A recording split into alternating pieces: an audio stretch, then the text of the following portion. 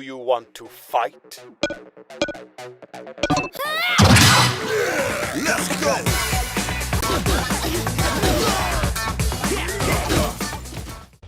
Welcome to Retro Pocket. This is 13 must-play beat-em-ups that are even better than Terminator 2D No Fate. Beat-em-ups have always been about raw action, unforgettable characters, and that satisfying feeling of clearing the screen with pure skill.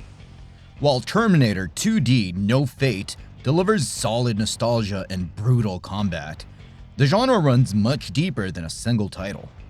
Over the years, developers have pushed beat-em-ups to new heights with faster gameplay, smarter enemies, and iconic art styles. In this video, I'm breaking down 13 must-play beat-em-ups that go even harder, play smoother, and leave a bigger impact. If you love non-stop action, classic vibes, and modern twists, this list is made for you. Let's move to the first game of the list.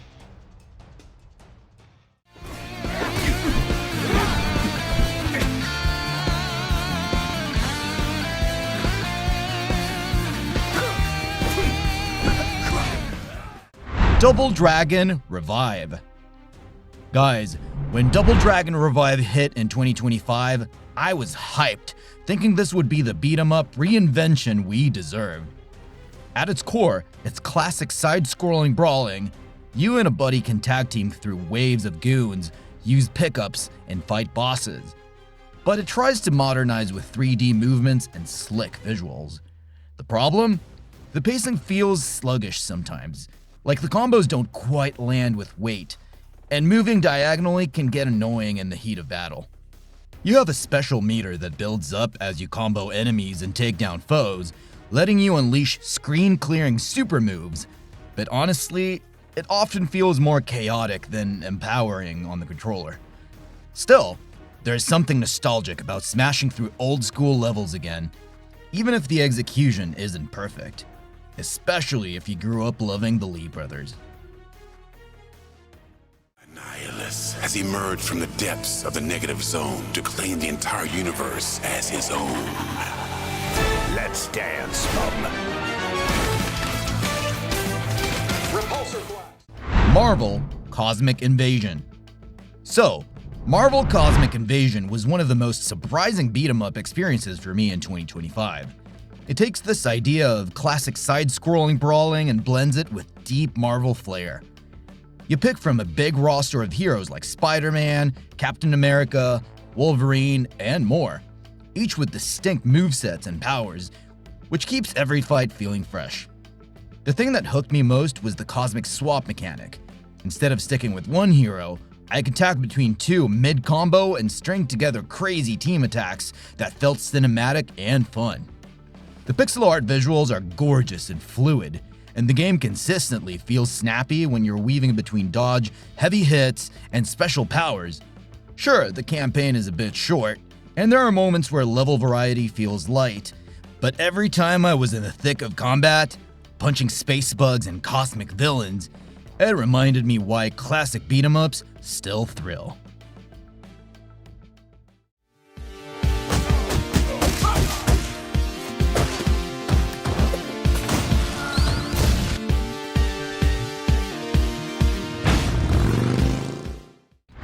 Streets of Rage 4. Okay, Streets of Rage 4 is one of those titles I always bring up when people ask what modern beat-em-ups should feel like. It's basically that classic move right, punch faces, combo thugs groove, but elevated. Each character has their own unique traits, like wall jumps, parries, or aerial combos, and the controls feel tight and responsive. You've got your standard attacks and throws, but then you combine that with star moves and special attacks that cost health. But you can earn that health back if you keep up aggressive pressure. The juggle combos against walls, the feel of chaining hits together without getting smooshed by enemies, it's just satisfying. It also pushes the genre forward with 4-player co-op locally or 2-player online, so you can wreck teams of goons with friends, which honestly never gets old. For me, every level feels alive with action, rhythm, and that punchy combat that makes streets feel like your playground.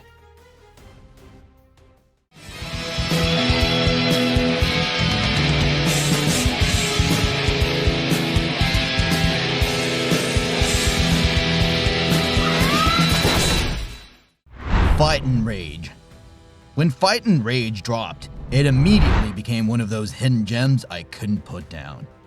What sets it apart is the movement and combo flow. This isn't just press punch until stuff dies. It feels like a fighting game mashed into a classic beat 'em up. You've got parries, dashes, and the ability to weave huge combos that really make you feel skilled when they land. There's the main arcade mode where levels branch out depending on your choices, so the journey isn't linear, and you end up with different fights and endings every time you play. Weapons, pickups, and those big screen moments, like juggling enemies or countering with precise timing, make it feel deeper than most games in the genre. Local co-op with friends turn into this chaotic ballet of hits, blocks, and laughs, and even though it came out in 2017, it still feels fresh and challenging when compared to many other beat-em-ups.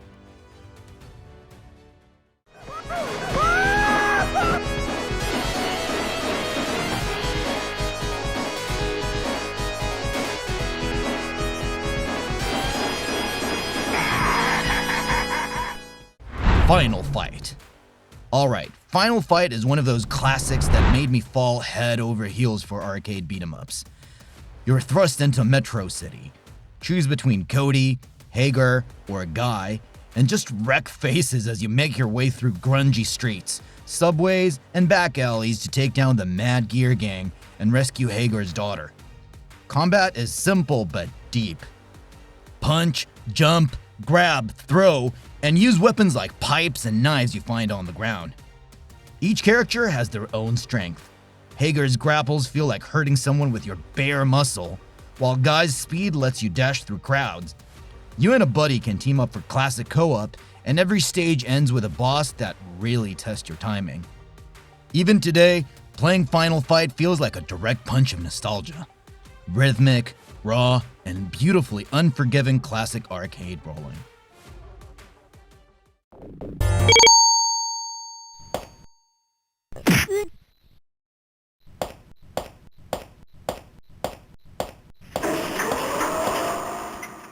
Double Dragon.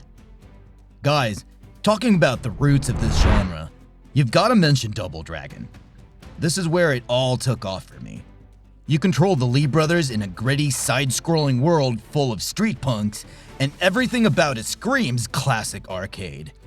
The basics are deceptively deep. You punch, kick, jump, and you can even grab enemies by the hair or weapons they drop.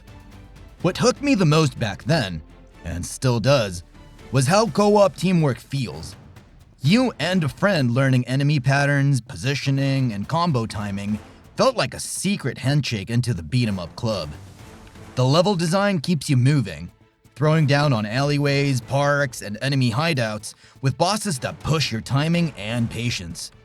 It may feel simpler than modern games, but that simplicity is the magic. It's just pure, unfiltered beat-em-up fun that helped define the genre.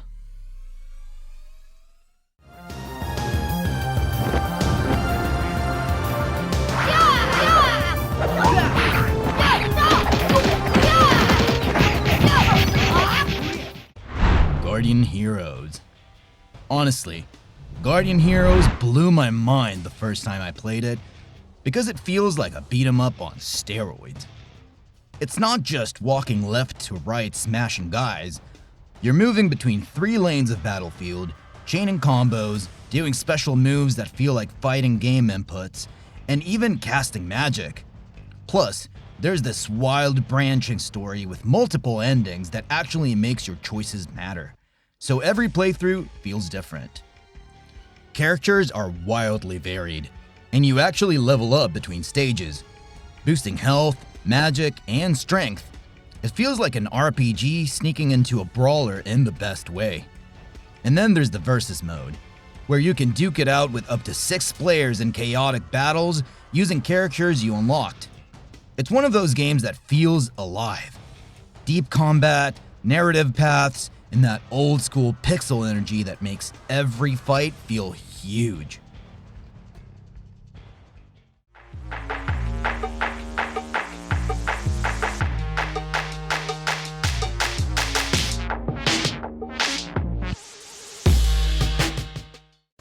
Teenage Mutant Ninja Turtles: Shredder's Revenge. I still remember the first time I dove into Teenage Mutant Ninja Turtles. It's really like a love letter to every arcade brawler I spent quarters on as a kid. The moment you jump in as Leonardo, Donatello, Michelangelo, or Raphael and start moving down Foot Clan goons, that classic side-scroll beat-em-up magic hits hard.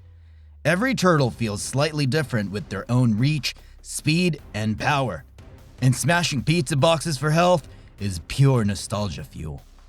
You've got super moves and brutal stages from New York City sewers to Dimension X that keep combos feeling fresh, and the game supports up to 6 players in co-op for insane couch chaos.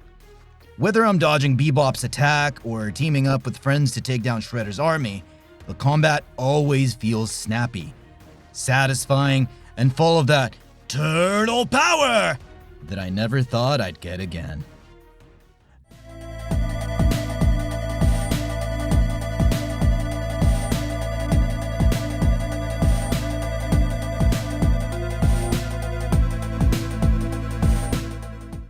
Streets of Rage 2.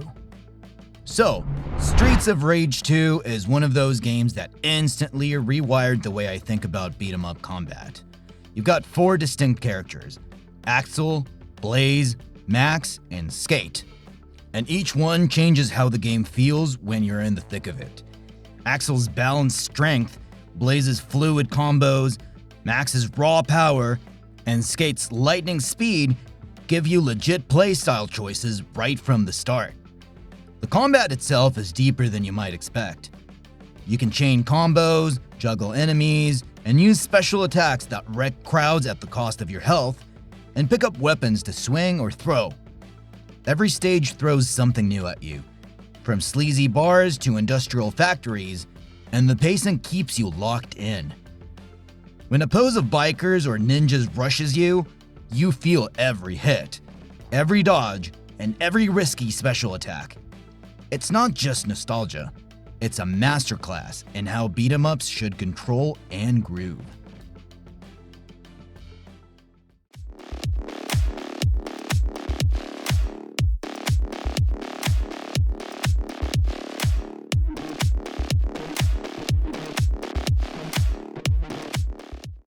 Castle Crashers.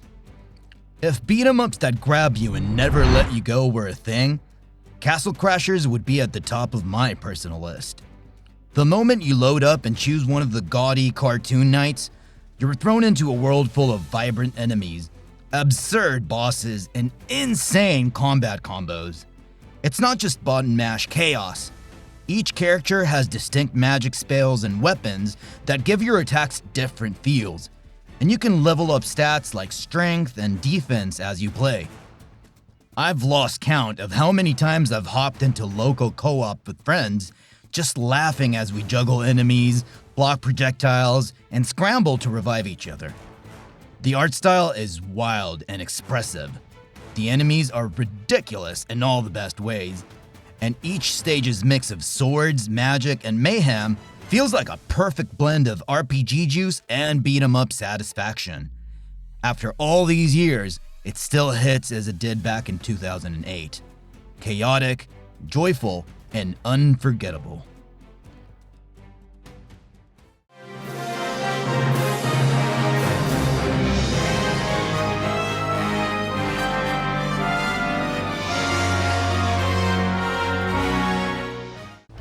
Dragon's Crown. Dragon's Crown is one of those beat-em-ups that hook me not just with punching and kicking, but with this awesome RPG vibe that sneaks into every beat. When I first dropped into its fantasy world, I wasn't ready for how deep the combat would feel. You can choose from classes like dwarves, sorceresses, knights, and more, each with unique attacks that make fighting hordes of goblins and dragons feel weighty and strategic. You're not just brawling, you're leveling up, learning skills, equipping gear, and constantly thinking about how to tweak your build to handle bigger challenges. The animation is lush and detailed, so every swing of the sword or blast of fire feels juicy and impactful. And even though you're still moving left to right through levels, the loot drops, character progression, and hidden secrets make every run feel fresh and worth exploring.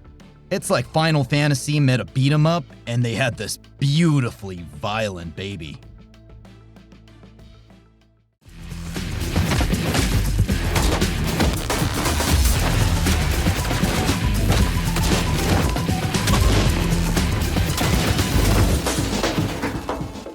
Spine.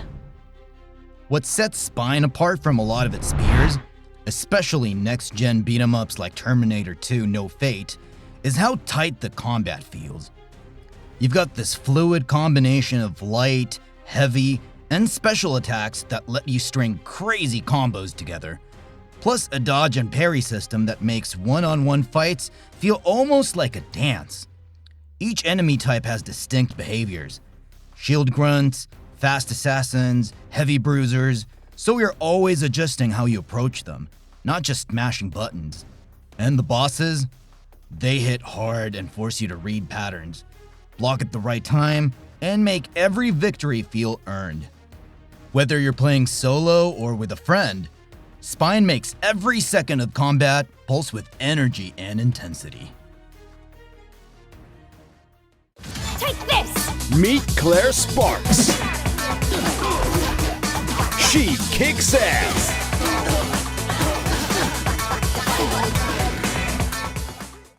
Final Vendetta. Let me tell you guys, Final Vendetta is exactly the kind of raw, gritty street brawler that I crave when I'm making a list like must-play beat-em-ups. From the opening stages, you're thrown into a world of crooked cops, gangsters, and back alley fights that feel like they matter. Combat here isn't just swinging wildly.